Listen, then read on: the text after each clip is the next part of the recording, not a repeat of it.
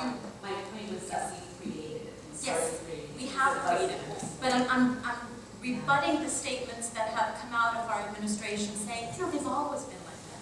It's like the other framing that Muslims, Jews, and Christians, we simply cannot live together. We just can't.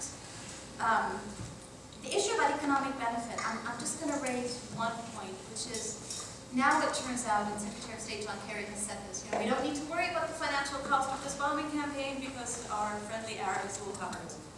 And so the Saudis may possibly cover the cost of the bombing campaign, but not because they just have such hatred for the regime that they're willing to incur debt, but because they actually stand to benefit economically a great deal. Because one of the things that we've already seen happen, is there's been an increase of the oil prices, and oil prices could possibly increase to $150, possibly $160 a barrel.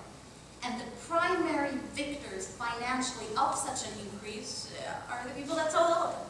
And so if it so happens that Saudi Arabia is one of the largest sellers of oil and they happen to finance an investment that would create dividends, so there is economic benefits to this particular conflict for certain agencies. Not only the Saudis, not only the oil investors, but there's another lobbying interest that now has become my favorite rep in Congress. What's his name? Alan Grayson from Florida, who's gone on record as saying that the only organizations in the United States that stand to benefit is Raytheon, that has already seen a 20% increase in their stocks. I'm listing this not so much that we can get behind it, because I'm sure you all know this, but so that we can use it when we talk to people on the other side to try to get them to understand.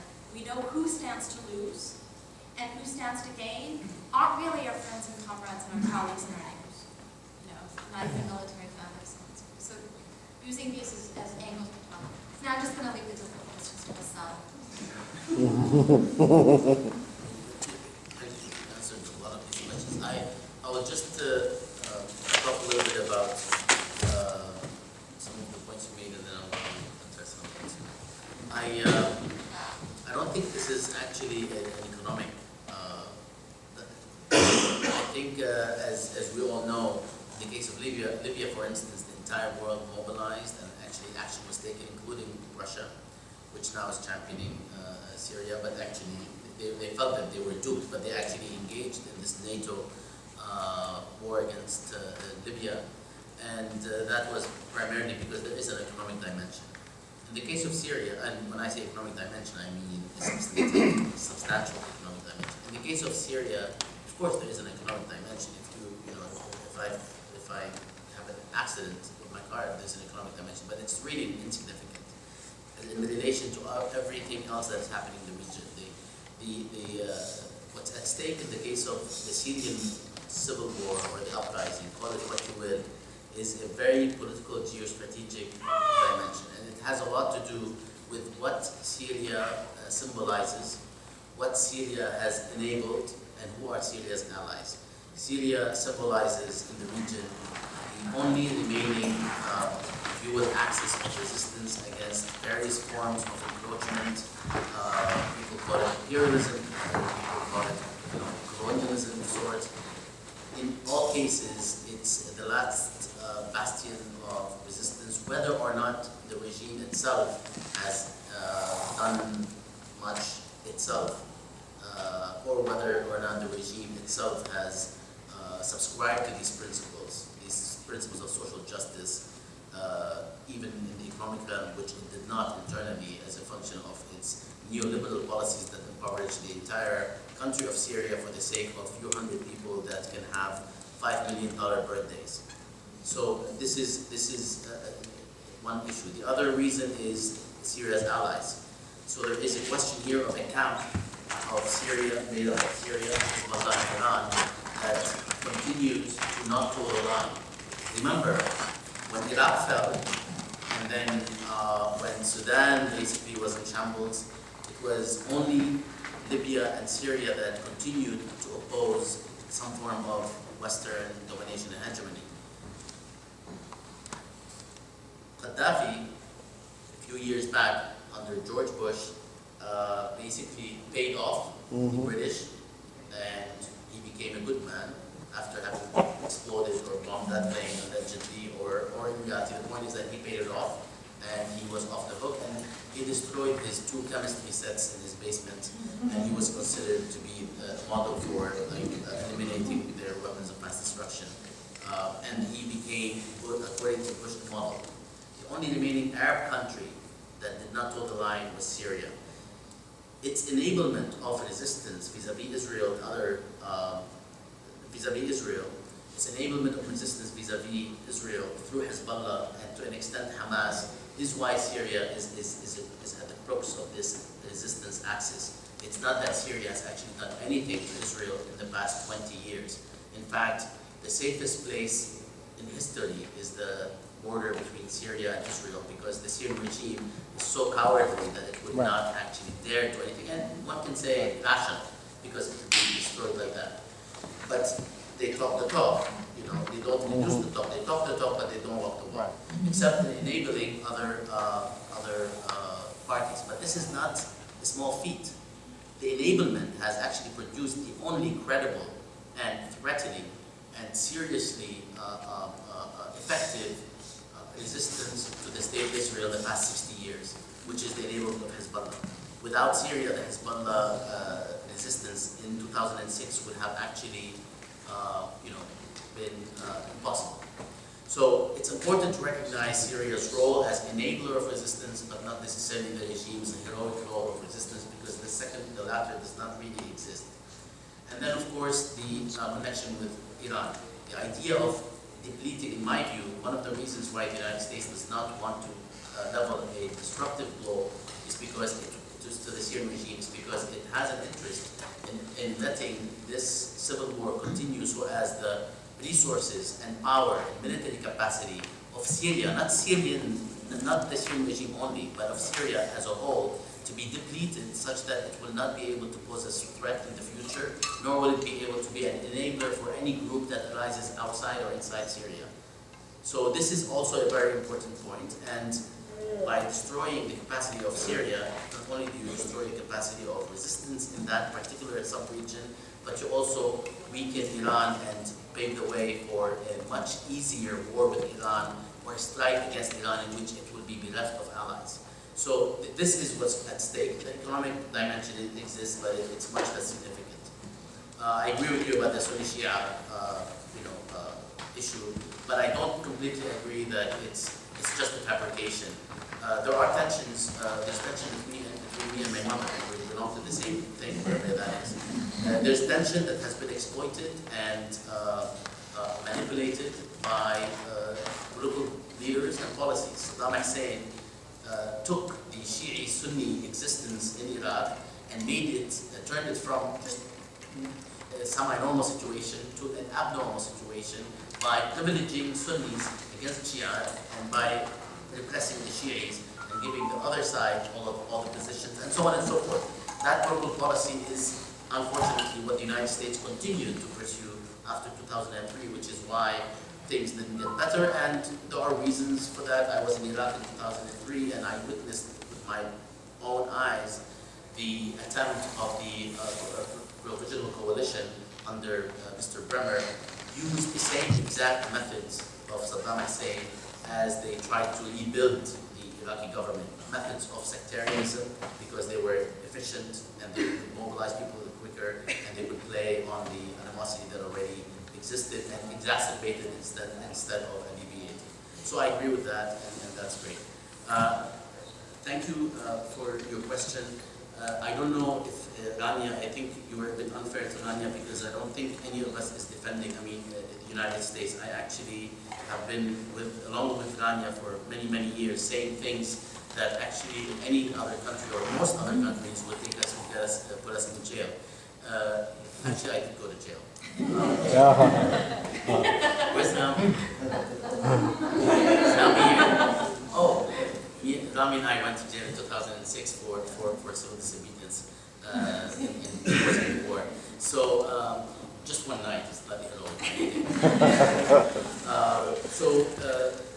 nobody's defending the United States, especially its foreign policy, which is admittedly and on record more brutal than in the past several decades than any other country on earth in terms of its ability to have supported directly or indirectly the forms of oppression that have led to the destruction and killing of millions of people from Latin America to parts of Africa to the Middle East and elsewhere. So nobody is disputing that. However, if we are here as a group of people that call themselves people of conscience on the left for the most part, we need to stick to principle. And principle says that any observation of the Syrian regime over the past 40 or 50 years will result in the decision or the judgment that it has been extremely brutal, extremely repressive, and extremely neoliberal in the past 25 years in such ways that impoverish its own population in ways that resemble the neoliberal policies of everyone else, including the United States. So when we are talking about the Syrian regime, we're talking about a gamut of things, not just brutal repression. People live in fear. I'm half Syrian. I lived in Syria for some time.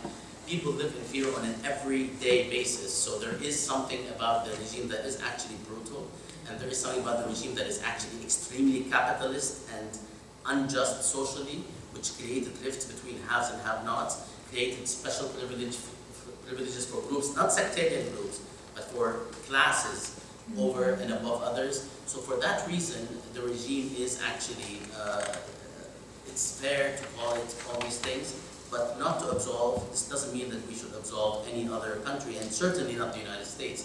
If you want to count the beans, of course the United States has led to more killing, directly and indirectly, than any country that has ever existed since independence. You can start from Hiroshima and Nagasaki all the way to the Korean War, Vietnam, and then the various wars that we have committed ourselves to in the past 20 or 25 years. Yeah, and the idea here is not to absolve anyone, but if we are proceeding from principle, as people on the left, I don't think we need or can compromise one iota when it comes to people, regimes, actors like the Syrian regime.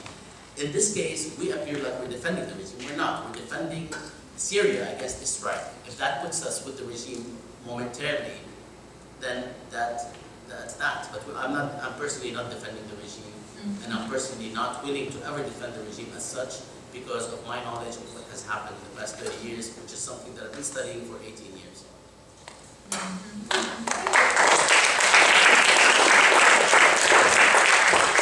we are not going to have that much time for all these hands that are up. What I'm going to do is maybe take one or two very specific, direct, targeted questions and invite you all just to answer one or two pieces of those. Not all of them each, just whatever you need to get at. Who's got the most burning ones? Right here. That's what you need to do. Hold on. Excuse me. Hold on a second. We've got 5 We're not kindergarten. The best question. Okay. Hey. No way. No way. The best soap counter I know. Respect the chair. We're actually trying to get a lot of this heard. And if we were yelling out, we don't want to go through the I apologize. Thank you. So we have one right here, and I feel like I just saw it. And why don't we take 1 and 2, and we'll just see if those questions give us enough stuff. Is that okay? And we will have time at the end for lots more of these conversations. In a smaller group, we'll actually be able to get into it more. Okay. I'm not highly informed, but my question, I see that not long ago there was a coup d'etat in Egypt that's not a coup d'etat, so we're allowed to keep on providing military aid and so on. I'm just trying to get a picture of what is the relationship between the U.S. foreign policy with Egypt and allowing that situation without any real criticism and their intent to attack Syria right now. And one more. What would you encourage people to do in terms of dealing with the state of our own government to recommend these are the steps to get us to diplomacy? What are the things that we can do individually in terms of, I don't know, you can do boycotts or protest, like different, what are the different things you think individuals can take outside of just advocating for government to do something, what can we do ourselves? I think that last question will be a great one to round off, and if you also want to include in our running, particularly if you're obsessed with listening to the convention hearings, if there is something that you want to mention about what's going on in Congress, and also other things that we can be doing. So we got 2 questions. Do you want to do some more? I mean, we'll Is that okay? I don't know. You can really just It's best if we take Yeah. more, because then we have Oh, wait, I'm sorry, you had, I promised. My question is, so my name is Chief. We have been hearing extremist group has one problem. The document, secretary document, also it says, extremist group is problem there. So who brought extremist group there? Do you want to take one more? Short question. Mr. Obama is risking so much political capital both domestically and internationally to be really nuclear escalation right now. And I don't know when the administration is probably aware of everything that you said. It just seems completely idiotic. And I don't understand it.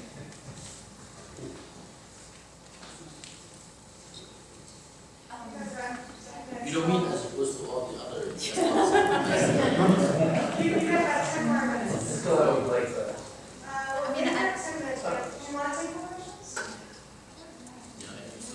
Yeah. Very quick. People wanting to listen? Yes! Yes, go ahead. Now, Not really. I think some of the time we can go against it. And I wonder what you think should be done with the possibility of a actual, kind of tactical successor. America is on the verge of a, perhaps a very healthy isolationist moment. And I think that we should start talking about how we're going to resist the next great idea for American military violence. And I want to think about what we would recommend doing when we win the vote. Any non-male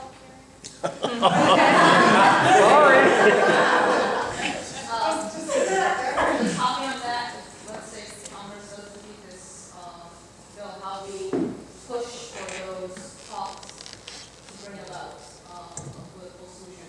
Because I think a lot of times we've become mobilized just to do this, and U.S. strikes, which is great, but then I don't think our responsibility ends there. There's a war happening, and if we're talking about reality, really caring about the Syrian people and being in solidarity, how do you then push for that for the U.S. to take constructive role? 10 minutes, So there's one more, 2 more. Awesome, all in. All right, go ahead. I want to argue to my congressman just as a simple point that they should go to the UN. Do you think that that will be fruitful to go to the UN? And in that context, do you think that Russia has any legitimate role to play? Do they have any legitimate interests in Syria? And I guess that's it.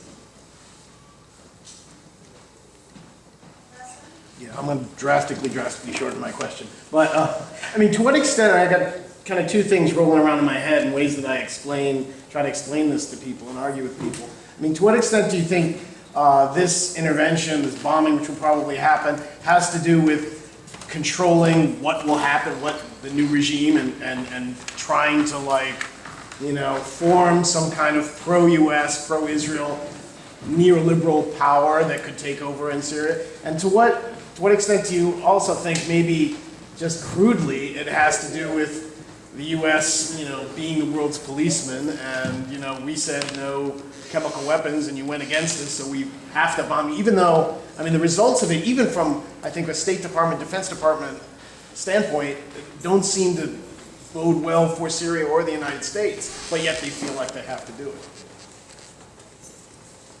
Could I add really quickly to my question about Russia? I'm concerned that you talked about a regional war.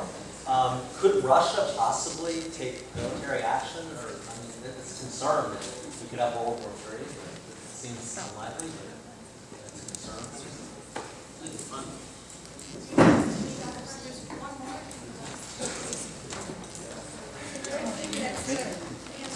What resources exist for us to find out what the majority of the Syrian people actually think? I'm aware of two, but I'd like to know about more.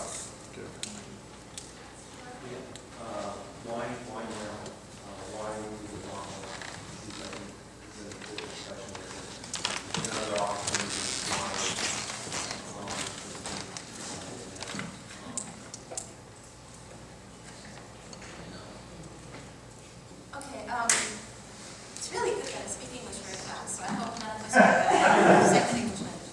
Relationship with Egypt, the U.S. and Israel stand to lose if the United States will cut military aid to Egypt. It has nothing to do with military coup, not military coup. The U.S. wants to give military aid to Egypt because it's actually beneficial to the military-industrial complex in the United States because the conditions of that aid mean they have to spend the money here in the United States. Okay, that's talk to people how to talk to Congress. I think one interesting suggestion is we can flood. I can't believe that people aren't supporting here. Just for the record, I can't stand most of the people in Congress. Okay, so when I bring up their names, it's not because I love them. One possible tool is to really flood Senator Udall's, I'm mispronouncing his name, the Democrat from New Mexico, Senator Udall's office. Udall. Really encourage him for a filibuster.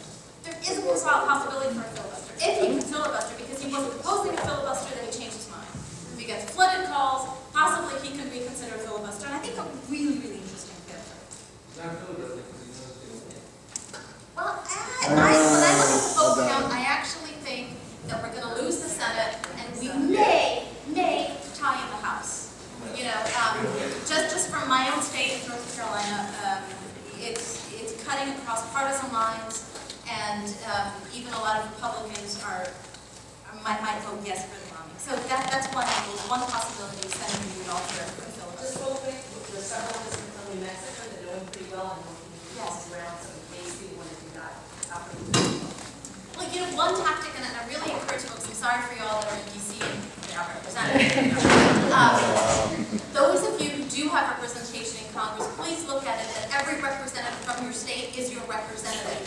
They're not that concerned about districts at this point. I mean, I've been calling all our representatives from North Carolina, just telling them, I'm speaking on behalf of North Carolinians, and they don't go, screw you, you're not in our zip code.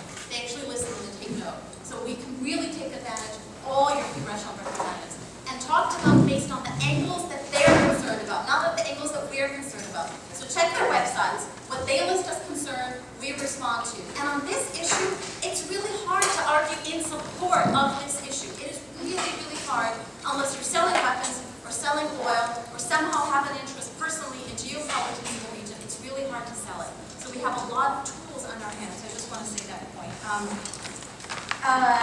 One other thing on Congress before I jump, if somehow it loses the vote, I actually think President Obama is going to say, screw you, I actually misread the Constitution. He's going to bomb it. So I would love to be proven wrong on this issue. I think he's going to Congress so that he can extend the bombing campaign. If Congress tells him no, he'll try to limit it. I personally really doubt Congress will say no, but there's a possibility that Congress will say no. So with that aspect. As to his political capital, in all honesty, I don't see foreign policy having that much to do with election once election comes. We as Americans tend to have a slightly longer memory than goldfish when it comes to our elections. So I really don't think they have a lot to lose in terms of their political capital, with the exception, if you notice, representatives that are from really tight districts, representatives that are concerned about their re-election, are the representatives that are voting no, across the board, both Democrat and Republican. They are the ones that are voting no. So it's their political capital that they're concerned about. What's interesting to demand in Congress is there's a group from Russia that are coming in, Russian MPs, and I think it would be really interesting to ask our congressional reps, why don't you sit down with the Russians and just have a conversation? They came all the way to the United States, show them some hospitality, and actually sit down and talk to them. We've got nothing to lose with that conversation. I actually think it would be interesting. Russia does have legitimate Russian interests, not to say that they're honorable, but they have their own Russian interests in the play. And if I were President Putin, I would fight tooth and nail to protect the Syrian regime, but I would not use military force. And if you notice what Putin has been saying, all he's gone on record as to saying is, I have a plan. That's it. I personally am skeptical whether he will use them. Now, what's interesting is when Hagel or Dempsey, I'm getting them confused, when they were asked at the Senate hearings by Representative Holding from North Carolina, what's the plan if the Russians attack our warships, given that there are Russian warships in the Mediterranean, there's 5 or 6 American warships in the Mediterranean, what are we going to do if they attack us? Do they have the capability to attack us? The answer was, that's classified, I'll talk to you later. So I think that's an interesting answer, and that's an angle that we can use with our Congress, is the fact that the Russians have said that they have a plan, they haven't told us what that plan is, it means that there's a possibility that it could be a military plan. There's a possibility. So do we want to risk it? Do we actually want to risk it, speaking as Americans, wrapping ourselves up in the red, white, and blue, using that language with our congressional representatives? I know, and then, have a very large glass of whiskey to get that out of your system. One other... If you're going to make that argument, there was a confrontation at Pristina Airport in Kosovo in 1999. It may have been exaggerated, but there was an actual confrontation between General Jackson and the U.S. Army and Russian troops. So, since you said there's several issues. I think that about the why now question, I think Obama has been building up to this for quite a while, and it would make sense, given the statements in June, that he would escalate it to now.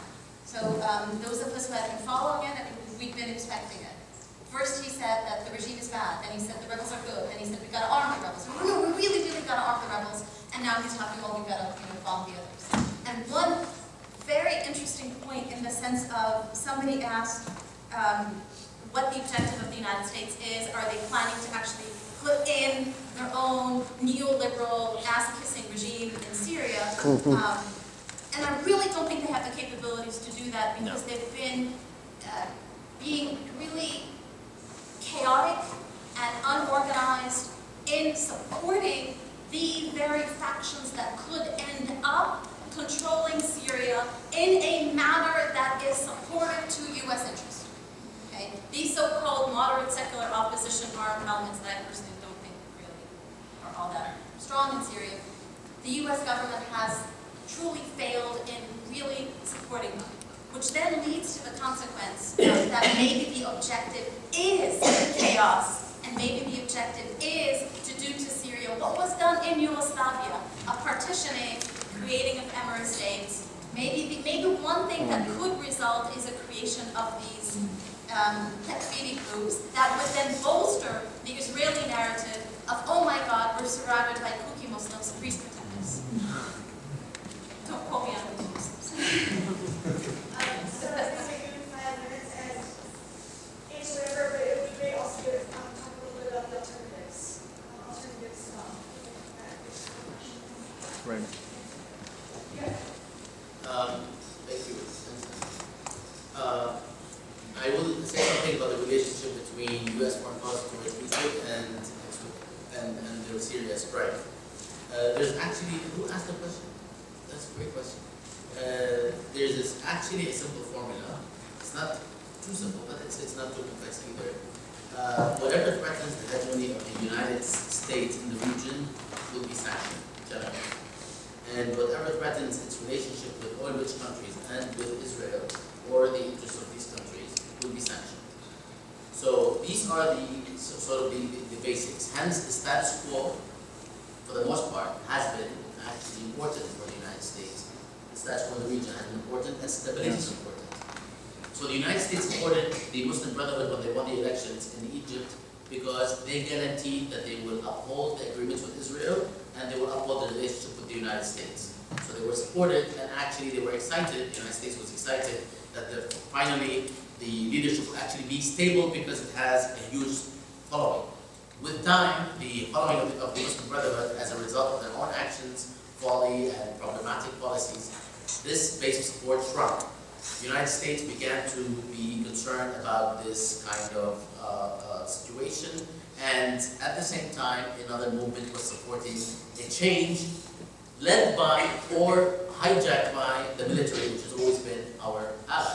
When this actually became a reality whereby the majority were opposing the Muslim Brotherhood and the military was able to hijack that movement, not too much because some of it actually was pro-military and much of it was pro-military, the United States felt that this is the better horse that will uphold the agreements with Israel and the relationship with the United States, so it supported it.